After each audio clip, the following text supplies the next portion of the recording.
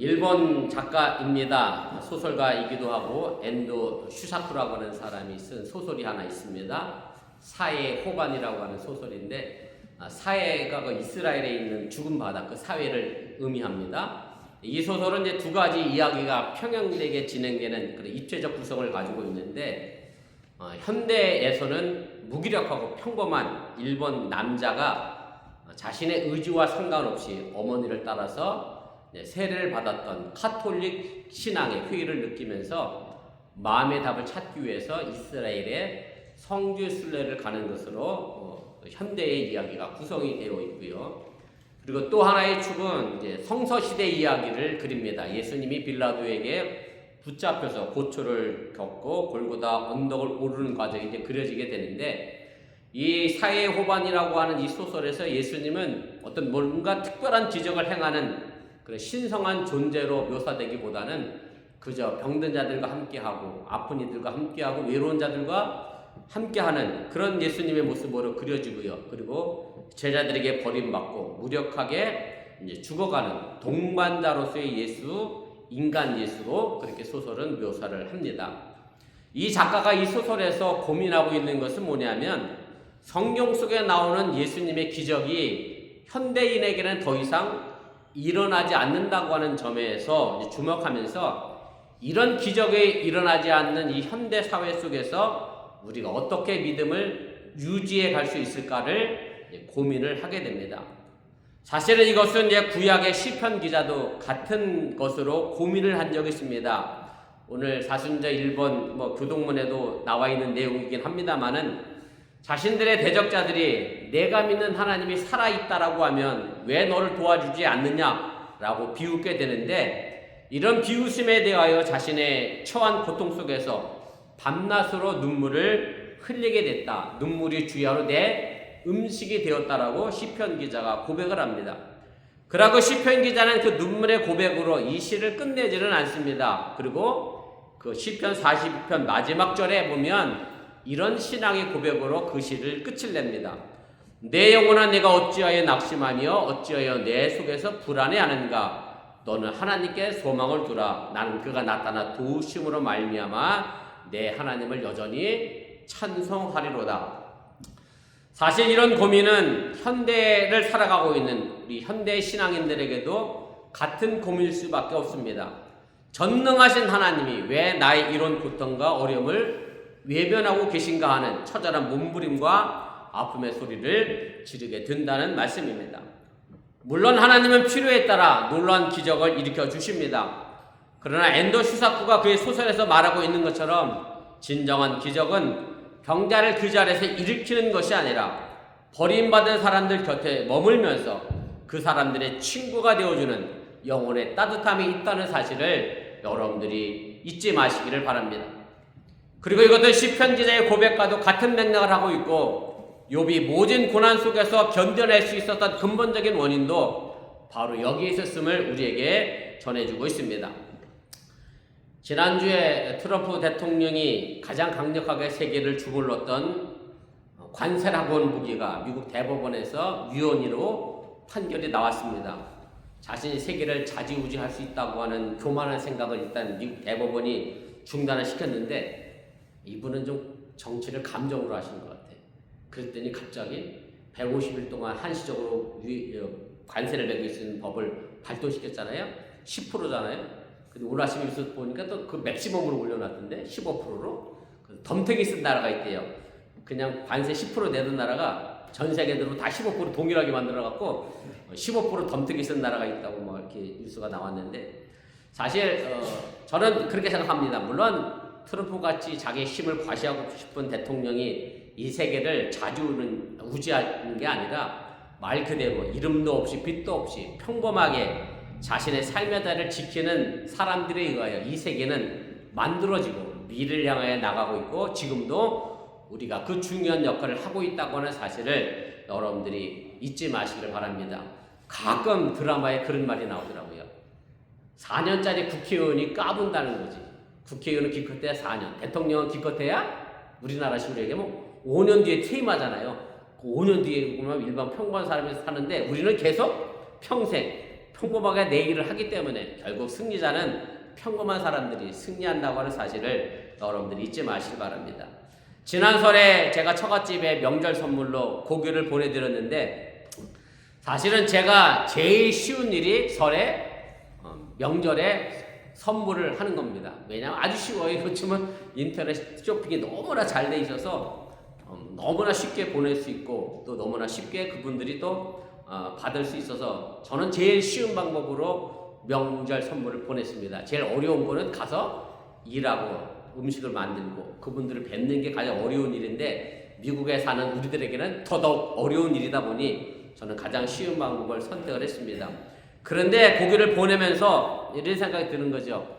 받아서 드실 수 있는 장인 장모님은 그래도 다행이다, 괜찮다, 건강한 분이다 이런 생각이 들고 명절에 어머니한테 전화했는데 그래도 큰아들인 건 알아보셔서 참 다행인데 며느리는 못 알아보더라고. 또 그래서 무슨 날인지 왜 전화했는지 모르고 계셔. 그래서 요양원에 저러고 계신 우리 어머니에게 이 설이 무슨 의미가 있을까라는 생각을 하면서 그래도 설이라는 걸 알고 명절 선물 받아서 잡수실 수 있는 정도의 부모님이 계시다는 것도 참 감사하다라는 생각을 하면서 어머니가 조금 더 건강하셨을 때 전화도 하고 더 선물도 좀 많이 해드릴 거라는 후회를 제가 했습니다. 우리는 늘 바쁘다는 핑계로 부모에게 대하는 일을 마치 숙제를 해치우듯이 말 그대로 따뜻한 온기 없이 대할 때가 너무 많이 있습니다. 그러나 그런 생활 속에서도 우리의 영혼을 돌아보고 가끔은 생각해 볼 틈을 가져야 하고 미국 인디언들이 그런다고 그래요. 지금이야 뭐 안 그러겠습니다만 말을 타고 막 달리다가 가끔 멈춰 선다고 합니다. 왜 멈춰 서느냐면 자기가 말을 타고 너무 빨리 달리니까 뭐가 못 쫓아오는 줄 아냐면 자신의 영혼이 자기를 믿죠? 못 쫓아올까봐 잠깐 말을 세워놓고 자신의 영혼이 올 때까지 기다린다고 합니다.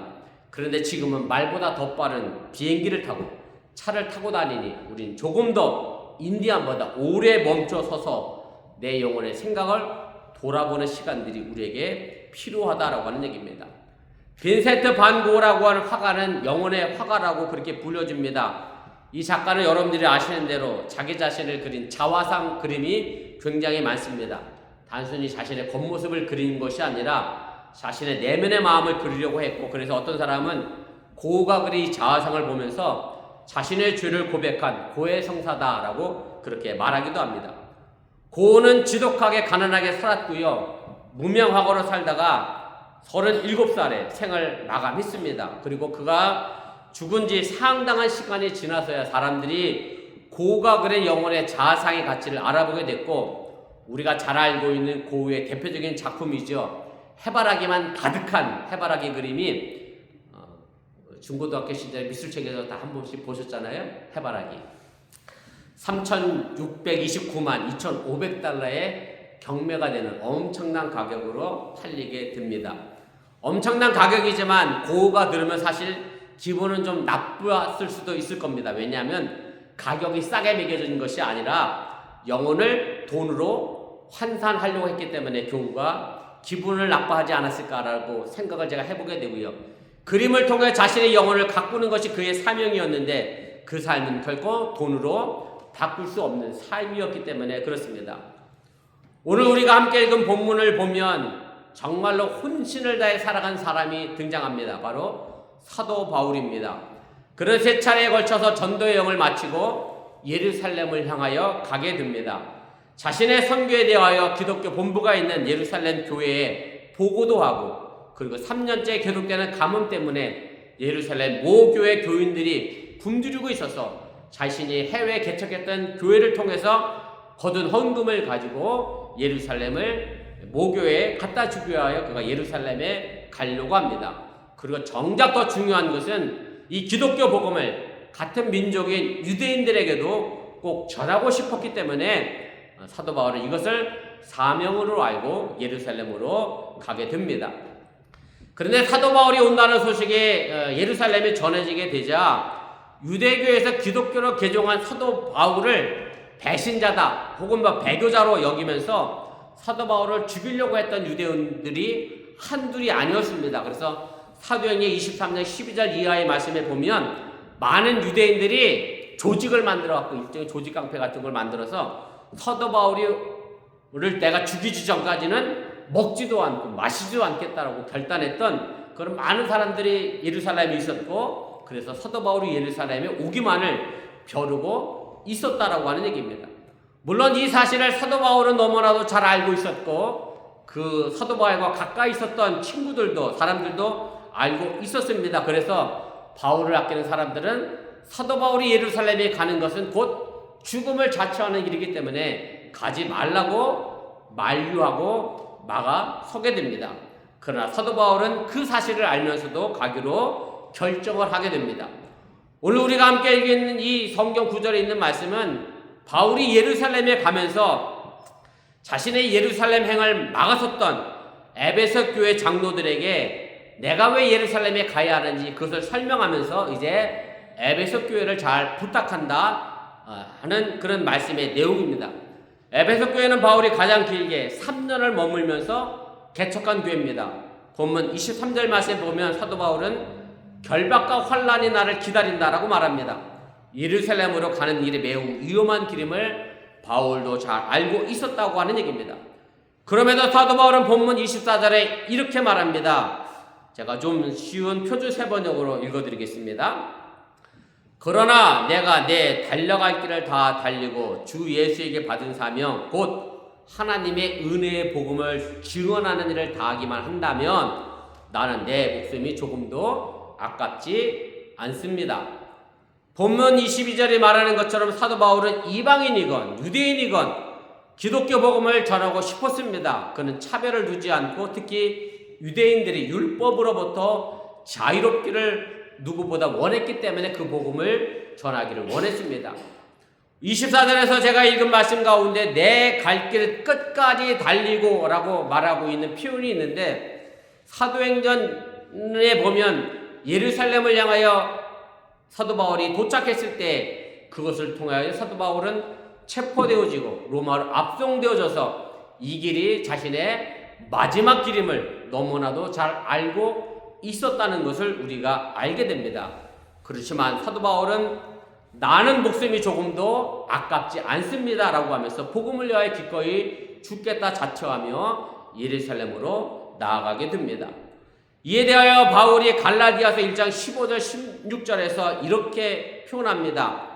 내가 모태에 있을 때부터 나를 따로 세우시고 은혜로 불러주신 이가 기쁜 마음으로 이방 사람들 가운데에서 그 아드님의 복음을 전파하게 하시려고 내게 아드님을 계시해 주었습니다.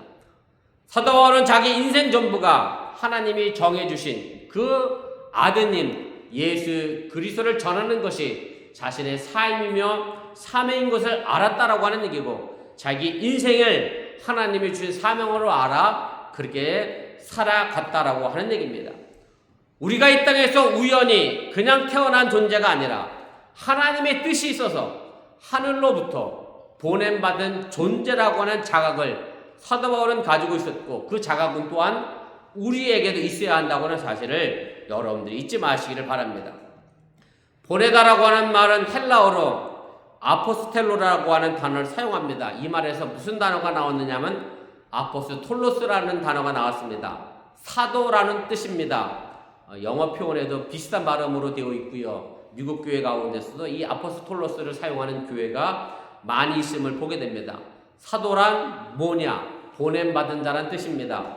그래서 신학 공부를 하고 전도사가 되고 목사가 되어야 사도가 되는 게 아니라 하나님께로부터 내가 보냄받았다라는 자각을 가지고 있는 사람이라면 그 누구든지 사도가 될 수 있다고 하는 사실을 여러분들이 잊지 마시길 바랍니다.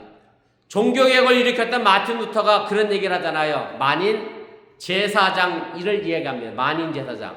모든 사람이 다 제사장이다. 왜 그랬느냐면 그때까지 중세 천주교회는 신부들만 제사할 수 있었다. 신부만 하나님과 소통하고 사람들과의 중간의 관계에서 신부만이 하나님과 연결됐다라고 주장해 왔기 때문에 마틴 루터는 아니다. 우리 모두가 다 평범한 사람도 하나님과 소통하고 교제할 수 있기 때문에 우리 모두가 다 만인 제사장이고 만인 사제다라고 이야기하고 있음을 여러분들이 깨달으시길 바랍니다. 오늘 본문 말씀에서 사도 바울은 에베소 교회 장로들에게 그간의 자신의 교회 섬긴 삶을 말하면서 자신의 사명의식, 영혼의 장인 정신을 말하고 있음을 보게 됩니다. 이것은 단지 복음을 전하는 사람들만의 이야기는 아닙니다. 우리가 무엇을 하든 간에 어떤 길을 가든 간에 이런 정신을 가지고 갈 때야만 보냄받은 자의 삶이요, 삶 자체가 사명인 사람의 삶이 된다는 사실을 여러분들이 잊지 마시기를 바랍니다. 미국의 철학자이며 수필가인 에머슨이라고 하는 사람이 이런 말을 합니다. 살아있는 것이 무거운 짐이 된다고 해서 죽음을 원하는 것은 비겁한 일이다. 이 무거운 짐으로부터 벗어나는 단 하나의 길은 사명을 다하는 것뿐이다 라고 말합니다. 사도 바울은 에베소 교회 장로들에게 자신이 걸어온 길을 말하면서 사명자의 삶이 무엇인지를 말합니다. 그래서 본문 18절에서 아시아에서 들어온 첫날부터 지금까지 내가 항상 너희 가운데 어떻게 행한 것을 너희도 아는 바다 라고 말하면서 자신의 사명자의 삶을 말하게 되는데 19절에 세 가지를 이야기합니다. 그 첫째는 겸손, 두 번째가 눈물, 세 번째가 인내를 말하게 됩니다. 여기서 말하는 겸손은 그냥 예의상의 겸손이 아닙니다. 철저한 자기 부족에 대한 인식입니다. 남과 비교해서 내가 부족하다고 하는 의미가 아니라 하나님 앞에 서 있는 나를 보니 나는 참 하나님 앞에 부족하다라고 하는 사명자 앞에서의 부족을 이야기하고 있다라고 하는 얘기입니다.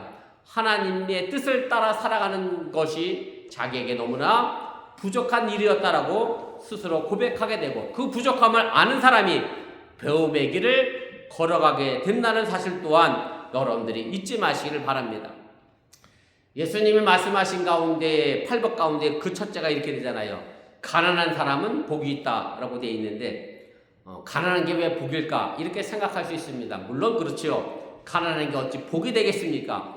그러나 가난하기에 열심히 일할 수 있습니다. 그래서 그것이 우리에게 복이 됩니다.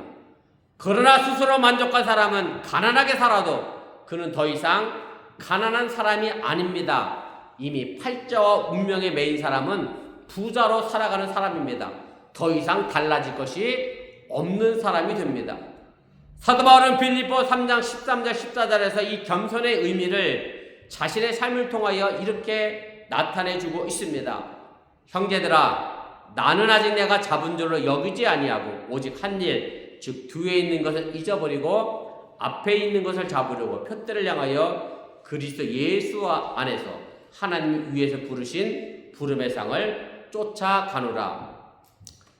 우리 흔히 믿음을 비교합니다. 믿음이 많다 적다, 믿음이 있다 없다라고 얘기하는데 사실은 믿음은 비교할 수 없습니다. 다만 스스로 나의 믿음 없는 것을 바라볼 때에 나의 믿음은 조금이라도 앞으로 나아가 성장할 수 있게 됩니다. 내가 믿음이 이만하다라고 생각하는 사람은 결단코 믿음의 성장을 위하여 아무 일도 하지 않기 때문에 나의 부족함을 아는 사람만이 믿음의 성장의 역사를 만들어갈 수 있다라고 하는 얘기입니다. 한국교회 강단에서 지금은 어떤지 모르겠습니다만 예전엔 목사님 설교마다 몇 번씩 외치잖아요. 믿습니까? 그러면 그냥 성도들이 무조건 여의도 성공회 설교 가끔 들어보면 그렇더만 여전히 믿습니까? 그러면 다 아멘이야. 그럼 막 믿음이 막 생기던가요? 이렇게 막 생김을 보는데 그냥 믿습니까? 나오면 자동 반사야 아멘이야. 무슨 내용인지도 모르고 믿습니까만 나오면 무조건 아멘. 사실은 그런 믿음이 우리의 믿음을 완성해 가지 않는다라고 하는 사실을 여러분들이 잊지 마시길 바랍니다. 이것은 단순히 믿음만이 아니라 삶 전부가 그렇습니다. 내가 없기에 조금이라도 가지려고 애쓰는 것, 아직 모자라기에 더 배우고 싶어하는 마음, 바로 그것이 사도 바울이 말한 겸손이라고 하는 얘기입니다. 학생이 공부가 부족한 것을 알 때에 공부하려고 하지 내가 이만하면 됐다라고 생각하는 학생은 더 이상 공부하지 않는 이치와 같다라고 하는 얘기입니다. 두 번째는 눈물을 이야기합니다. 이것은 사람에 대한 안타까운 마음입니다. 예수님이 병자를 치료할 때마다 불쌍히 여기셨다라고 말하고 있는데 불쌍히 여기다라고 하는 말은 헬라어로 보면 좀 깁니다. 스프랑크니 조마이라고 하는 단어를 사용하는데 사실 이 말의 의미는 뭐냐면 창자라고 하는 뜻입니다. 헬라어의 창자. 스프랑 크논에서 온 말입니다. 우리나라 말도 있죠. 우리나라의 애입니다. 애가 창자라는 뜻이잖아요. 그래서 부모가 자녀를 바라보는 마음이 뭐라고 그래요? 항상 애가 끓는다 그러잖아요. 이게 끓는 게 아니고 사실 끈다인데 발음이 쉽게 되려니까 끓는다는 거. 창자가 끊어진 것 같은 아픈 마음으로 자녀를 바라보는 거잖아요. 달다. 자녀를 바라보면 늘 애가 닳잖아요. 창자가 달아 없어지는 것 같은 아픈 마음으로 자녀를 바라보는 부모의 마음을 애끓다, 애달다라는 말로 설명을 합니다. 바로 예수님께서 창자가 끊어지는 마음으로 병자를 부었다라고 하는 얘기고, 그것이 바로 사람에 대한 애정이라고 하는 것을 여러분들이 잊지 마시길 바랍니다. 우리가 어떤 일을 하건 인간에게 유익이 되느냐를 물어야 한다라고 하는 얘기고, 사람에 대한 눈물 어린 애정이 없이는 결단코 사명자가 될 수 없음 또한 여러분들이 잊지 마시기를 바랍니다. 여러분들이 직장을 다니고 학생들이 학교에서 공부를 하고 여러분들이 자동차 부품을 만들고 이런 것에 사람 사랑하는 영혼이 담겨 있지 않으면 제대로 된 물건을 만들어낼 수 없습니다. 그냥 만들어내는 거죠. 내가 타는 것이 아닌데 누가 타서 고장나면 어떠냐, 이런 생각으로 차를 만들면 그 차가 제대로 만들어질 수 없는 이치와도 같습니다. 세 번째는 인내입니다. 바울은 로마서 9장 3절에 이렇게 말합니다. 제가 표준 세번역으로 읽어드리겠습니다. 내게는 내 동족을 위한 큰 슬픔이 있고 내 마음에는 끊임없는 고통이 있습니다. 나는 육신으로 내 동족, 내 결의를 위한 일이면 내가 저주를 받아서 그리스도에게서 끊어질지라도 달게 받겠습니다. 자신이 예수 그리스도에게서 끊어지는 한이 있더라도 자신의 민족인 유대인에게 예수님이 복음이 전해지기를 사도 바울은 원했다라고 하는 얘기입니다. 그것 때문에 사도 바울은 기꺼이 죽으러 예루살렘에 갔고, 그것 때문에 기꺼이 유대인들에 대하여 참고 견디어 냈다라고 하는 얘기입니다. 그러나 이것은 비단 하나님의 일에만 해당되는 것은 아닙니다. 우리가 하는 모든 일에 해당됩니다. 내가 사명이라고 생각하는 한 그 목적을 위하여 다른 것은 좀 참고 가야 합니다. 참고 가지 않으면 그 사명자의 삶을 감당할 수가 없습니다. 우리 책임 일사님 식당 하시는데 손님이 와서 그다 뭐 넣었어요 코치코치 캐물로 열받지, 화나지. 아이 먹기 싫으면 가라고 막 소리 질러요 그럼? 아니요. 한 그릇 팔려면 그 사람이 뭐라 그래도 그러냐고요. 참아야지 어쩌겠어. 그게 장사하는 사람의 입장이지. 장사하는 사람이 내 마음 쇠틀린다고 물건 사는 사람에게 막 감정적으로 화내면 그 사람 물건 사겠어요?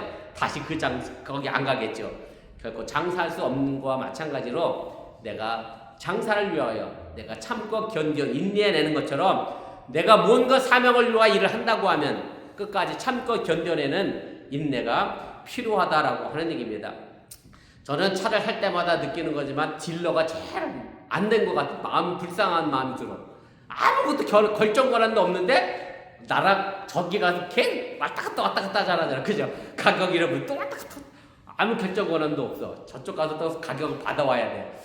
그렇지만 그래도 참아야 하는 것은 자기가 딜러이기에 그것을 해야 하는 사명이기 때문에 그렇게 한다라고 하는 얘기입니다. 삶이 사명인 사람은 겸손과 눈물과 인내가 필요합니다. 바로 이런 요소를 그의 몸에 지니고 있었기 때문에 사도 바울은 목숨을 아끼지 않고 예루살렘을 향하여 나아가게 된다라고 하는 얘기입니다.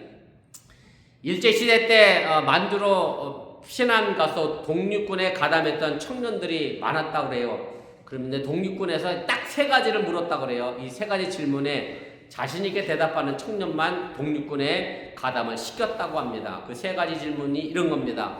당신은 총에 맞아 죽을 각오가 되어 있는가? 두 번째는 굶어 죽을 각오가 되어 있는가? 세 번째는 얼어 죽을 각오가 되어 있는가? 이 질문에 기꺼이 대답해야만 독립군에 입대를 할 수 있었다라고 하는 얘기입니다. 우리는 지금 어떤 마음으로 어떤 일을 하고 있는지 돌아보시기를 바랍니다. 되면 좋고 안 되면 말고식이 아니라 설령 실패해도 그것이 보람 있는 실패가 되기 위하여 참고 인내하며 겸손한 삶을 살아내시기를 바랍니다. 결국 우리 기독교인들은 사람들이 생각하는 것처럼 실패한 십자가에서 다시 부활할 것을 믿는 사람들이기 때문에 결코 실패가 존재하지 않는다는 사실을 여러분들이 믿으시기를 바랍니다. 사도 바울과 같은 여러분들이 있었기에 지금 오늘의 어번교회가 있다고 하는 사실 또한 여러분들이 기억하시기를 바랍니다. 사도 바울은 교회를 그리스도의 핏값으로 샀다라고 말합니다. 그러기에 사도 바울은 주님을 따른 사람으로서 자신의 십자가를 질 줄 알았습니다. 그것이 그의 삶이었고 사명이었습니다. 그래서 값진 삶을 살아냈습니다. 그리고 그 겸손과 눈물과 인내로 오늘날 수많은 사람들에게 교회의 복음을 나눠주게 됐고, 사도 바울이 없었다라고 하면 지금 전 세계의 기독교 복음은 존재하지 않을 수도 있었다고 하는 사실을 우리가 생각해 볼 수가 있습니다. 물론 사도 바울이 그 당대에는 그렇게 유명하진 않았습니다. 아마 고우처럼 인정받지 못했습니다. 그러나 그 짧은 가치를 세월로는 평가할 수 없고, 지금 그 사도 바울의 위대한 헌신과 노력이 지금 이 시대에게도 복음이 전해지게 되고, 유대교가 팔레스틴을 넘어서 전 세계로 퍼져나갈 수 있었던 것은 바로 사도 바울이 로마에 가서 복음을 전하고 그 복음이 지금 우리에게 전해졌다라고 하는 사실을 여러분들이 깨달으시기를 바랍니다. 지중해 연안과 중동 사막지대에 가면 벨벳 거미라는 거미가 있습니다. 이 거미가 유명한 것은 생물학적 본능 때문에 그렇습니다. 생물학적 본능 가운데에서도 아주 처절한 모성 본능을 가지고 있는 거미가 이 벨벳 거미입니다. 이 거미는요, 일평생 단 한 번 알을 낳습니다. 사람도 여러 번 아이를 낳는데 이 거미는 단 한 번 일평생 알을 낳는데, 이 거미가 알을 품고 있는 동안은 뭘 하냐면 자신의 내장 기관을, 말 그대로 창자를 녹이기를 시작을 한다고 합니다. 그리고 알이 부화되기 전까지 최대한 많은 먹이를 먹어서 자신의 몸을 비대하게 살찌우게 됩니다. 그리고 그렇게 축적된 영양분은 나중에 새끼들에게 줄 액체 식량으로 변하게 된다라고 하는 얘기입니다. 새끼들이 알에서 깨어나게 되면 이 거미는 자신의 입을 통해서 자신의 내장을 녹인 액체를 토해내서 이 새끼들에게 먹이게 됩니다. 그리고 약 2주간 이런 행동으로 영양분이 이제 바닥이 날 때쯤 되면 이 어미는 새끼들을 자기의 배 위에 올려놓고 이 새끼들이 자기의 배를 파고 들어가 자신의 내장 몸 전체를 파먹도록 만들게 합니다. 연구에 따르면 이 새끼들이 몸을 파먹는 동안에 어미는 살아있고 심장은 가장 마지막까지 박동하며 생명을 유지하다가 결국 텅 빈 껍데기만 남게 된다는 얘기입니다. 물론 이런 현상은 본능적인 겁니다. 사막이라고 하는 극한 상황에서 한 번밖에 알을 낳지 못하니 어떡하겠습니까? 가장 높은 번식의 성공률을 위하여, 그리고 새끼들 스스로가 사막에서 사냥할 수 있을 정도의 성장하도록 자랄 때까지 확실한 영양분을 주기 위해서는 자기 몸을 줄 수밖에 없는 그런 극한 상황에서 만들어내진 어떤 유전의 결과, 진화의 결과라고 그렇게 생물학자들은 설명을 합니다. 물론 사람들을 본능적으로 한다라고 하면 이기적일 수밖에 없겠죠. 벨벳 거미만도 못한 게 어찌 보면 우리 사람일 수도 있는데, 사도 바울은 본능적으로가 아니라 사실은 일부러 의지를 가지고 예루살렘에 가서 체포되어 로마로 압송되어져 갑니다. 그리고 그 과정에서 사도 바울은 많은 귀족들과 관리들에게 복음을 전했고, 그 로마에 가서 재판관 앞에서 그리고 로마 황제 앞에서 거리낌 없이 복음을 전하게 됩니다. 우리가 본능적으로 한다라고 하면 자꾸 움츠러들 수밖에 없습니다. 내 몸을 지키려고 하죠. 그러나 본능적이기보다 의도적으로 의지를 가지고 자녀를 향한 사랑의 마음, 겸손과 눈물과 인내의 마음을 가지고 예수의 복음을 위하여 오늘도 여러분들이 사명될 삶을 감당해 나갈 수 있기를 바랍니다. 그 복음만이 아니라 내 삶 자체가 하나님께서 보내신 귀한 사명자라고 하는 삶임을 여러분들이 잊지 마시고 그 사명자로서의 삶을 오늘도 감당해 나갈 수 있기를 바랍니다. 오늘 주님의 고난을 묵상하는 사순절 첫 번째 주일입니다.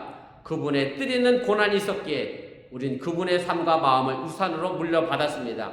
이제 우리의 마음을 갈고 닦아 삶을 풍요롭게 하며 우리 교회 자녀들에게 물려줄 수 있기를 주님의 이름으로 축원을 드립니다. 기도하겠습니다.